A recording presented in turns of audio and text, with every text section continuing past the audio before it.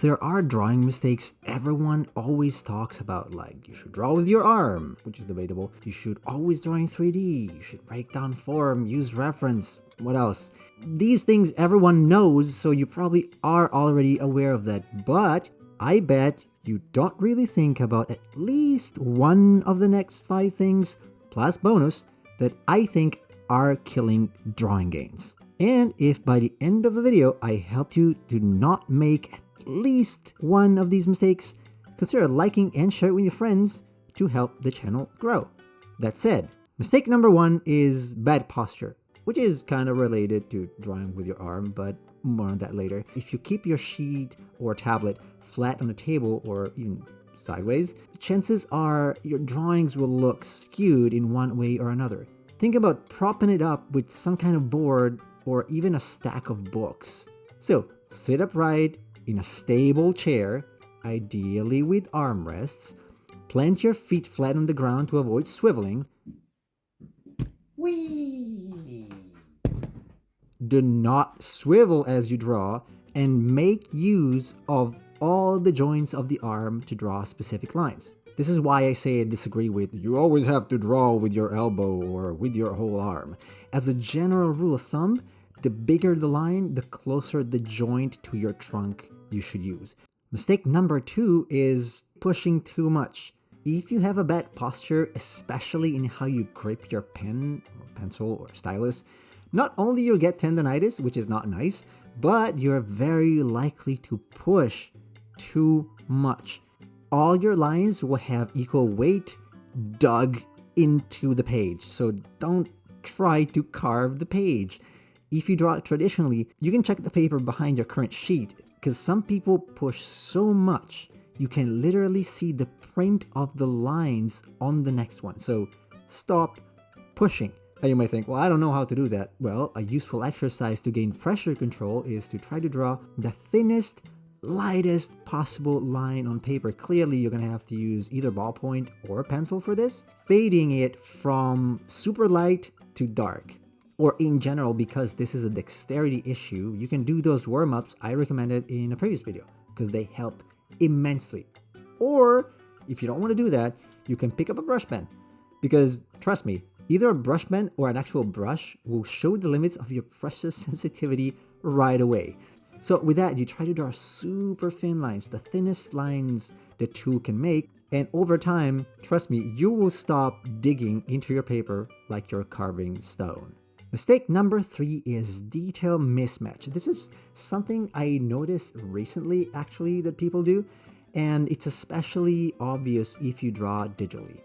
Does the detail in your drawing feel uniform? Or is there any object that feels too small and detailed despite not being the center of interest? For example, if you see this ring here, I would say it's got too many details. This often happens if you zoom in or if you use brushes of widely different sizes. Which also brings me to the solution. Well, if you draw digitally, try to always use brushes of roughly the same size. This is obviously valid mostly for line art. Mistake number 4 is not connecting lines that are interrupted, aka draw through. Obviously, you have heard about drawing through, but this is way more common than you think. Drawing through does not just mean draw the side you don't see, although you should do that. If you look at this one, you see how the line of the arm does not continue properly. It looks kind of broken after the band. This happens when you literally draw things separately and interrupt your line rather than going through the object and then reinforcing the contours or then inking over it. So, as a rule of thumb, always draw through. And last but not least, the bane of my existence. Tangents. No matter how hard I try, I often end up with tangent lines in my drawings, meaning 2 lines unrelated to each other that touch one another on the 2D plane. This has the nasty result of flattening the perception of space in the drawing. I hate this. It's so easy to end up with this, especially if you use perspective and try to make it right. The only thing you can do is to let your drawing sit every so often and periodically reassess it and check for tangents. If you find one, you replace it with an overlap, even if it means bending the quote-unquote correct version to your needs. Tangents are much, much worse. Mistake number, bonus? That's not a number. Bonus mistake is, well, not drawing something because I don't know how to exactly. Now, believe me or not, I have got plenty of comments under my Anatomy for Beginners video that asked how to draw the stickman. Like, really? Now, I'm pretty sure some of them are trolls, but if you need a tutorial to draw a stickman, then the problem is not your skill. The problem is that you do not want to take any chance at all. Don't be afraid to make the stickman wrong, because it's impossible to improve without making mistakes. So just draw a crappy stickman, or whatever it is, compare it with the one in the video, or whatever your reference is, and see what's wrong.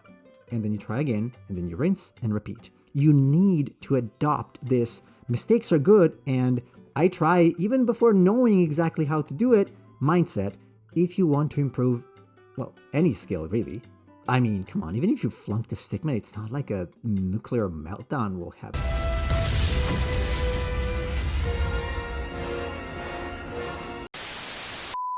Anyway, well, those were the mistakes. So let me know in the comments down below if you're making any of them, and also if you see other mistakes happen, or if you make other mistakes frequently that nobody usually mentions.